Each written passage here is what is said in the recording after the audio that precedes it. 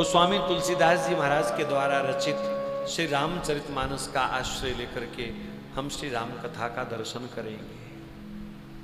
धन्यवाद प्रणाम श्री गोस्वामी तुलसीदास जी महाराज को भी करना पड़ेगा और हृदय से करना पड़ेगा। मैं तो कभी कभी सोचता हूं, अगर श्री तुलसीदास जी महाराज ने रामचरितमानस ना लिखी होती तो हम सनातन धर्मी हिंदुओं के पास आज होता ही क्या। शायद तुलसीदास जी महाराज को लगभग 500 वर्ष पहले पता चल गया था कि आने वाले ये हिंदू, ये सनातन धर्मी संस्कृत नहीं पढ़ेंगे, इनको अंग्रेजी पढ़ने का शौक है, इनको चाइनी भाषा सीखने का शौक है, इनको फ्रेंच सीखने का शौक है। देखो क्लासेस लग रही हैं हर शहर में, कोई फ्रेंच सीख रहा है, कोई चाइनीज सीख रहा है, कोई अंग्रेजी सीख रहा है। लाखों रुपया खर्च करके हम लोग विदेशी भाषाएं तो सीख रहे हैं, पर अपने पूर्वजों की भाषा, अपने ऋषियों की भाषा को हम भूल चुके हैं। शायद कुछ लोगों से, कुछ नई पीढ़ी के लोगों से हम पूछें कि संस्कृत, वो कहेंगे व्हाट इज दिस। शायद उनको पता ही नहीं होगा कि संस्कृत भी कोई भाषा है और हमारे देश की भाषा है, सब भाषाओं की जननी भाषा है। इस दुनिया में सरदार सिख बंधु कहीं भी रहे, वो अमेरिका में रहे, वो कनाडा में रहे, वो ऑस्ट्रेलिया में रहे, वो पाकिस्तान में रहे, वो स्वयं और अपने बच्चों को पंजाबी जरूर पढ़ाता है। क्यों पढ़ाता है? क्योंकि उसको पता है अगर मेरे बच्चों को पंजाबी नहीं आती होगी तो वो गुरु ग्रंथ साहब नहीं पढ़ सकते, वो सुखमनी साहब का पाठ नहीं कर पाएंगे, वो जपजी साहब नहीं कर पाएंगे। पंजाबी जरूरी है। इस दुनिया में ईसाई कहीं भी रहे, वो अपने बच्चों को अंग्रेजी जरूर पढ़ाएगा, क्योंकि वो जानता है मेरा धर्म ग्रंथ बाइबल अंग्रेजी के बिना नहीं पढ़ा जा सकता। लेकिन ये हिंदू ही एक ऐसी कौम है कि कहीं भी रहे, कुछ भी पढ़ेगी, कोई भी भाषा सीखेगी, पर संस्कृत के प्रति रुचि नहीं है, जबकि हमारे समस्त वेद पुराण उपनिषद इत्यादि सब संस्कृत भाषा में है। हमें तो कभी कभी आश्चर्य होता है कि हमारी ब्याह शादी में पंडित जी महाराज अगर क्रियाक्रम के भी मंत्र पढ़ जाएं, उठाले के भी मंत्र पढ़ जाएं, तो हमको क्या पता चलेगा कि कौन सा मंत्र पढ़ा है? क्योंकि संस्कृत से हमारा कोई संबंध नहीं है, मंत्रों से हमारा कोई संबंध नहीं है।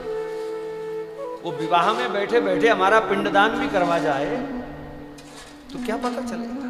इस हिंदू समाज को क्या पता चलेगा कि कौन सा मंत्र बोला है? क्योंकि हम अखबार पढ़ेंगे, मैगजीन पढ़ेंगे, नावल पढ़ेंगे, पर अपने कभी धर्म ग्रंथों को हम नहीं पढ़ते।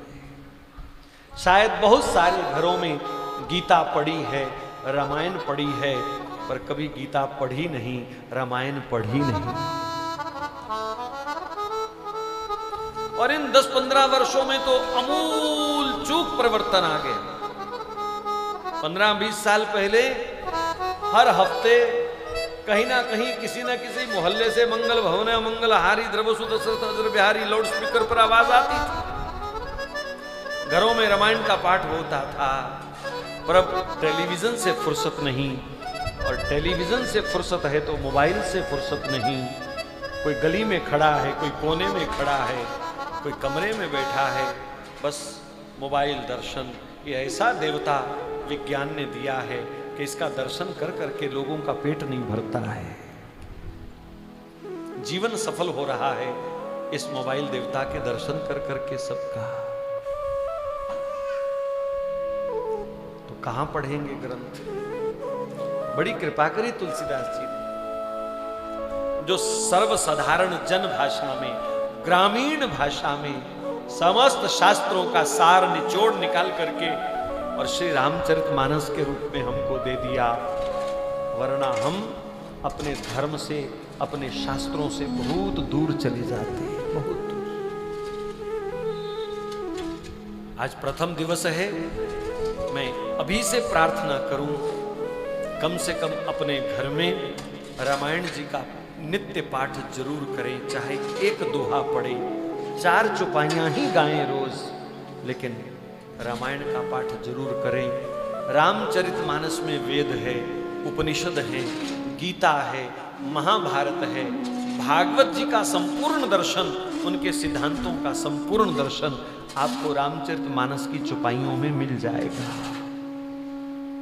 वेदों के, उपनिषदों के जिन कठिन सूत्रों को तुम नहीं पकड़ पाते, वो सरल भाषा में आपको रामचरितमानस में मिल जाएंगे। इसलिए कम से कम एक पन्ना पाठ नित्य अवश्य करें।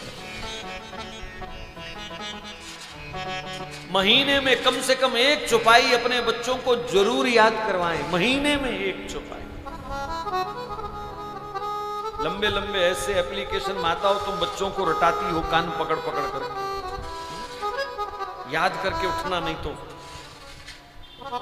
एक चौपाई तो कम से कम एक सप्ताह में, एक महीने में अपने बच्चों को जरूर याद करवाओ, वरना वो संस्कृति से, सभ्यता से, धर्म से बहुत दूर चले जाएंगे। बहुत।